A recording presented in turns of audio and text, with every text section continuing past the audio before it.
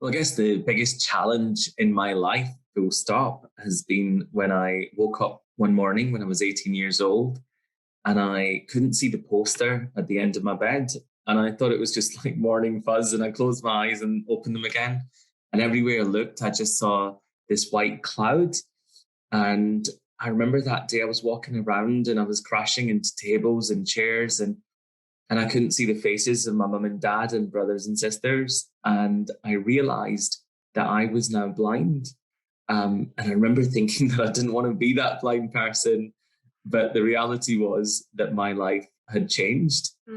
And I guess with losing your sight at that age, you start thinking, well, why has it happened to me? I wanted to learn to drive. I wanted to go to uni. I wanted to study maths and finance because I wanted to be an accountant. I don't know why, but I had my aspirations to do that. I wanted to travel the world. I wanted to go sightseeing, but how was I going to do that when I could no longer see the sights? So I was presented with, these challenges. But what I found was that another challenge, as well as being blind, was people's preconceptions. People have got so many preconceptions. So, doing a maths degree, lecturer said, actually, now that you're blind, maths isn't really a subject for blind people. Then when I went on to, I graduated with a great degree, I faced rejections when I was applying for jobs as an accountant, and I just kept getting rejection after rejection. And one of the top accountancy firms wrote to me and said, look, the reason why we haven't given you the job is because we just don't believe that a blind person could be an accountant. And it was a huge shock. And, hopefully that kind of thing doesn't happen now.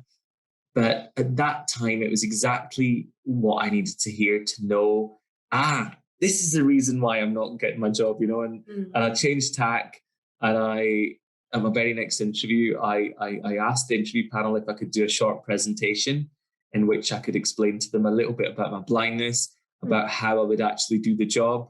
And I gave them some examples of successful role models. And from that point onwards, I started getting jobs and, it was incredible.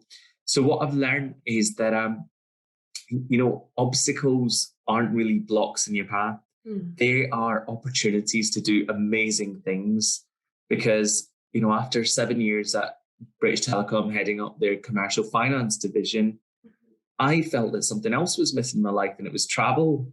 But then whenever I approached travel companies, I faced rejection. They said that I would need to bring a caterer with me. And I thought, I don't need a caterer. I'm able to pack my own bags and get dressed and brush my hair when I had it. And so I realized that if you want something in life, either you do without or you build it yourself. So I thought that if I wanted to travel as a solo blind traveler,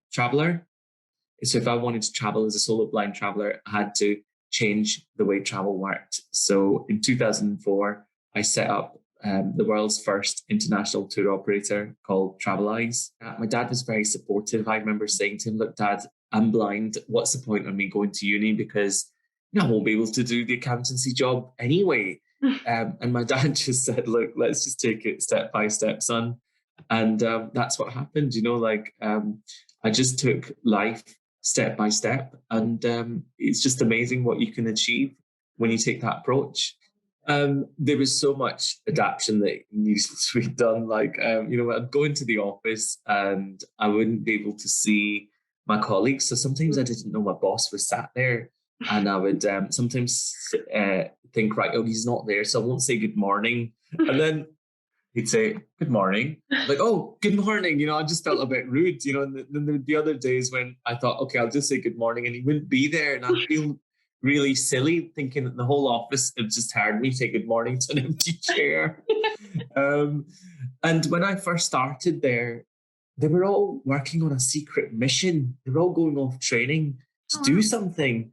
And I didn't know what it was. And apparently they were trained to do the 3 peaks. And they didn't think about asking me because they thought, this poor blind guy, how is he going to do it? Anyway, I found out they were doing it. And then within a matter of weeks, I'm so competitive. I went out, I didn't even train for it. But my friend said, look, I'll go and find a, quick way of doing the three peaks that might work for you. These are the ones in the Yorkshire Dales. And I actually ended up doing the three peaks, getting a picture of each summit, putting it on my desk. And the team was like, oh, where's these pictures from? I was like, oh, I just did the three peaks over the weekend. Brilliant. And it's like, of my way of dealing with people's preconceptions is bit of light humor, and people get the idea, there's moments when as a blind person, I'm walking down the street and some old lady will come and grab me and take me across the road, and then she'll be like, are you all right, love? And I'll be like, yes, but I didn't want to cross the road in the first place. And, we have a laugh about it, but then, that's the key thing. Like, don't feel on edge that you're going to do the wrong thing.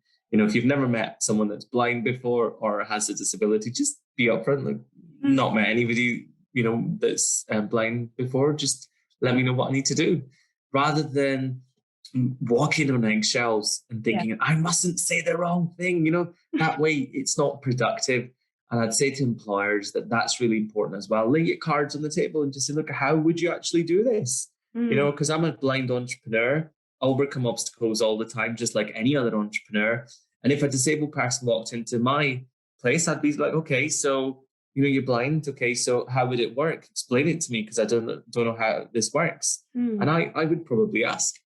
And it was recently when in 2019, Celebrity MasterChef came and approached me and asked me if I wanted to take part. And I said to them, look, I'm blind and I can't cook. And they went, okay. So they went away. And then in 2020, they came back to me and I said, guys, look, I'm still blind and I still can't cook. But this time they didn't take no for an answer. And I found myself, I went down to London on Oxford Street and chatted with them.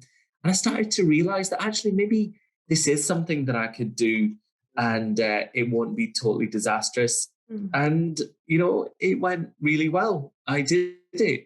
But it shows you like that how we can have our own limitations as well. So it's really, really important that we don't have our own preconceptions as well. So after a successful career at British Telecom, I was really satisfied with my job, and I loved it, heading up a commercial finance division in charge of fully sighted accountants, when I was told that I couldn't even become an accountant. So I was hugely satisfied, but I felt that something was missing in my life, and it was travel, because I had studied for my third year in Canada. So I'd caught the travel bug then, and I hadn't had much chance to travel. And you see, when I became blind, I had two problems. The first was the obvious one, I was blind. But secondly, I hadn't seen much of the world, and I knew that there was just beauty all around, and I was damned if I was going to let blindness stop me from seeing it. So when I approached mainstream travel companies, they rejected me and said that, if I was to travel, I needed to bring a carer with me. But I didn't think I needed a carer. And then I realized that in this world, if you want something that doesn't exist, you've got two choices. Either you do without, which I wasn't prepared to do, or you have to build it yourself. So back in 2004, I set up the world's first international tour operator called Traveleyes. I guess it's provided the opportunity to the blind travelers not only to travel the world, to realize that they can see the world, that they can be out on their own, independent of their family and friends, because that's how we work. They just book a holiday and we provide the sighted travelers. And it gives them the opportunity to get out there and squeeze life for all that it's got. So many of our travelers before Traveleyes had never been on holiday before. I remember I was tour managing this group to Cuba, and I was sat next to my assistant, Hannah, and she said, did you realize that Bob, who's in his mid-60s, he's never been on a plane before? And I took my seatbelt off before the plane took off, and I ran up to him and I said, Bob, you've never traveled on a plane before? He said, yes, that's right. I said, well, what do you think is going to happen? He said, well, the plane's going to taxi along the runway. Okay, and then what? He said, well, then I'm hoping that the plane takes off and the lovely stewardess comes over and brings me a nice large drink. I was like, okay, you know, um, but the blind travelers are one of my greatest sources of inspiration, and the sight travelers as well, like, because they're all helping each other do amazing things.